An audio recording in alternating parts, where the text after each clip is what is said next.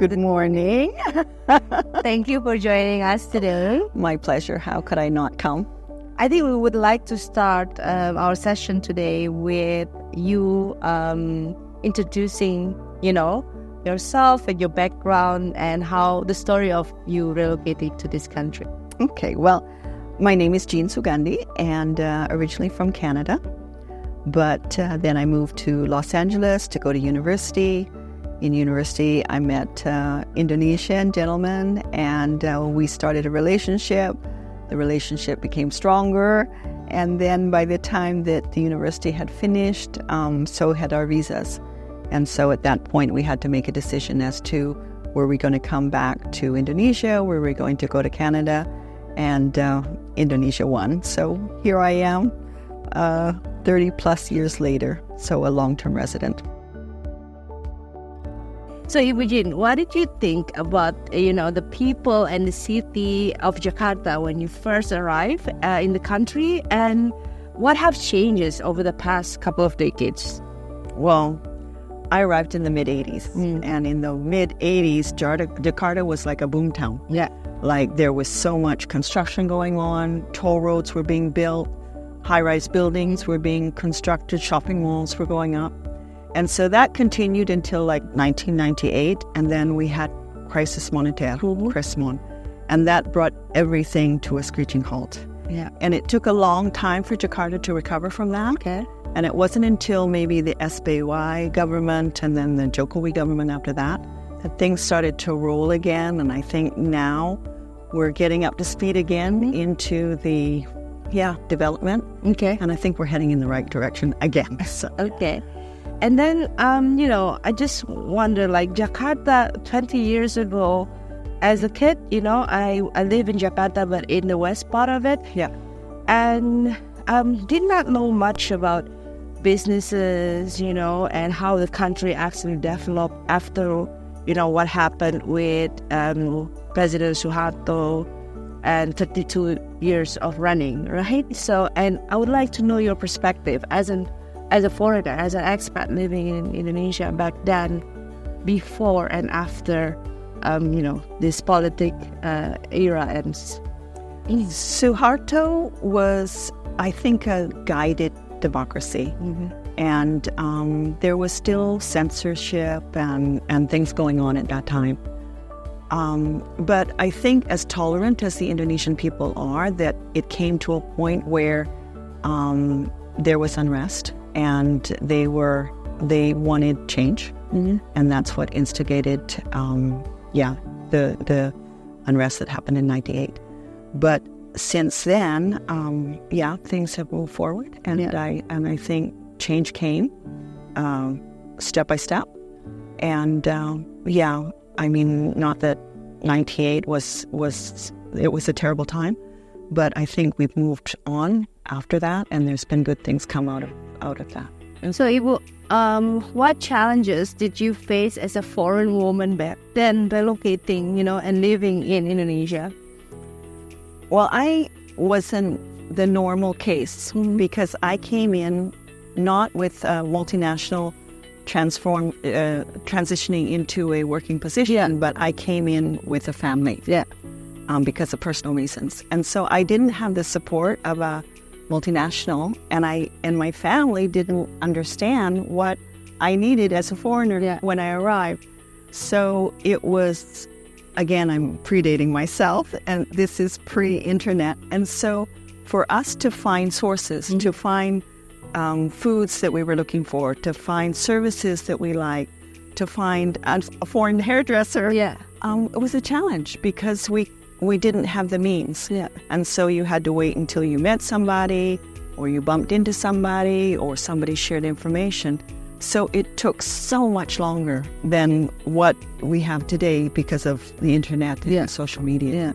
So it just was a longer transitioning process. Okay.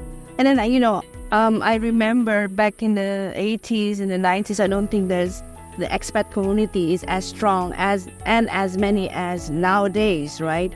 So how did you basically manage to navigate and found, the community, the same like-minded people moving to Indonesia in the 80s? By chance. By chance. By chance. I was here for a very long time before I even met a foreign woman that was actually married to a national. And then a couple of years later, I met someone who was then a member of the American Women's Association. And then that exposed me to the huge community of ladies that were here as supporting spouses for their men at that time in the oil industry. Yeah. And then that really started to open doors, but you had to wait until you tripped into that network before you met other people, basically. Yeah. What sort of entertainment that you had back then, if you still remember, compared to what you had back home in North America and what we had here in Indonesia back then? Okay. We were so spoiled. We had so many TV choices. We had, a lot of choices. And I came to Indonesia and television was limited. Foreign films were limited. And so I started to read. Yeah. I didn't read before I came to Indonesia at all. And reading was just an easy, simple way of entertainment. Yeah. So that's how I started reading. And until today, I enjoy. So that was the entertainment. So tell me the story of how you met your husband. At university. Yeah. I went to the States for university. He came from Indonesia for university. We met. And then after university was finished, visas also finished, we had to make a decision. He was going to come back to Indonesia, and he wanted me to come and experience Indonesia first, which I was very open to. I thought it was a good idea at the time. Yeah. And so, very adventurous. I got on a plane, and here I am. How many years back then? How many long ago was it? I came in 1985. Wow. So mid-80s, I arrived in Jakarta. Wow. So, and then how many kids do you have? We have three daughters. Yeah. Children that are born to mixed marriages to the husband. And so in my case, my daughters were considered Indonesian.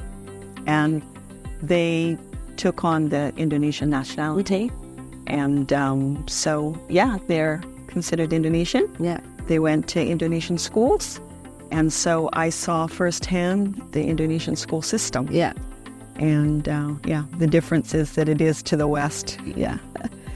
And, in terms of raising your kids in Indonesia and compared to when you grew up in your country, so what are the most, of course, there's a lot of differences, but what are the most, principal things that you remembered about our culture and the Western culture?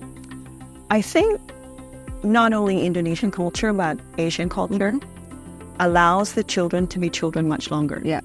And so they're left their innocence, and they're not forced to grow up very quickly, and they enjoy their childhood.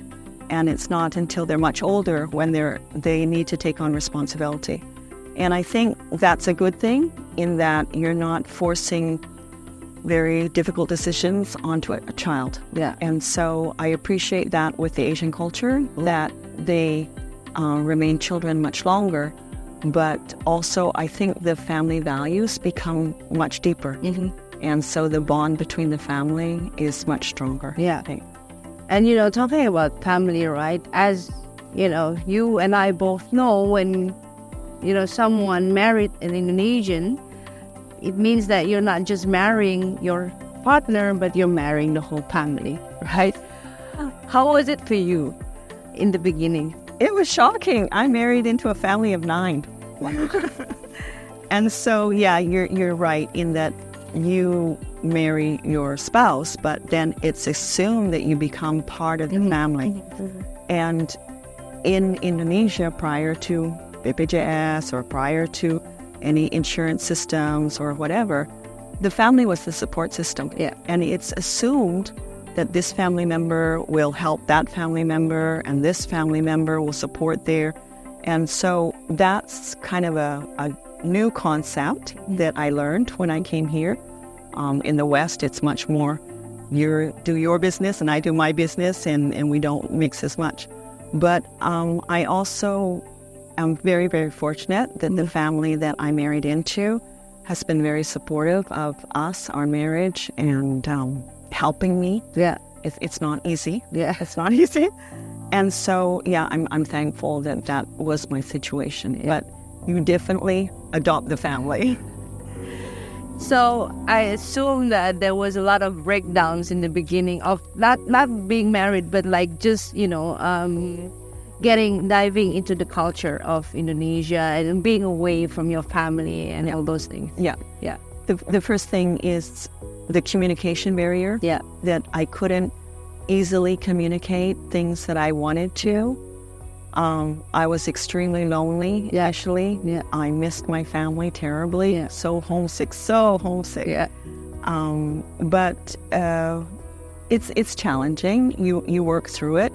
But I think as soon as you start to establish your roots, you have your own family, your attention is towards your own children, then that helps. Yeah. Helps in transition. So, I always believe that when you have homesick and you identify yourself as whatever nationality or roots where you came from, started with food. And so back then, in the 1985, I don't know, as an Indonesian, I remember I had Kraft, but Kraft cheese is not really a cheese, right? So, walk us through, like, what did you eat and what did you try to make as a comfort food back then? And also, what did the kids eat? Like, is it always Indonesian food, or did you also cook something Western Western food for them? Well, you're right, Farah, in that, now there's so many imported products. Yes. But at that time, it was tough. Yeah. There was a lot of things you couldn't get. Yes. And so when, a friend made a trip home, they would bring back a stash of something, or they would share something with you, and then you would make something special. Yes. But yeah, you do miss home, and then you do miss the foods of home because that's part of your tradition. Yes. Part of your culture that you want to share with the children. Yes. But in my case, because I'm the outnumbered one in our household, I'm the only foreigner within the whole household. The children had a heavy Indonesian influence. Okay. And so their food choices and their language use and their mannerisms are heavily Indonesian. Okay.